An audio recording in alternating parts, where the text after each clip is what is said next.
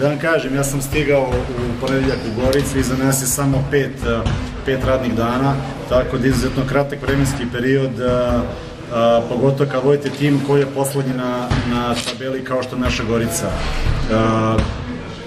Ono što mogu da kažem, mislim da u delu pripreme utakmice meni malo bilo lakše nego mom kolegi, iz razloga jer iz dela taktike igre ja sam znao šta on igra, tako da smo u delu nekog faktora iznenađenja mislim da smo uspeli da poremetimo neke stvari, pre svega igrom u odbrani da ih svedemo na jako mali broj poena. Mislim da smo odigrali drugačije, kako je ovaj tim igrao ranije, dosta agresivni po celome terenu. Imali smo možda i u ovim presudnim posljednjim momentima utakmice i malo sreće, iz razloga jer smo i bolje šutirali slobodna bacanja.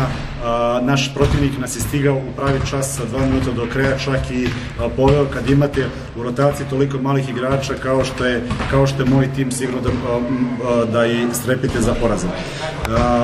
Ja čestitam mojim igračima, oni su ne mali broj, nego veliki broj novih informacija za jako kratak vremenski period sproveli u praksu. Uz jedan voljni moment koji mogu da se vide na utakmici je rezultovalo našom trećom pobedom. Ovo je jedan mali korak, tako da kažem, pogled na gore prema opstanku.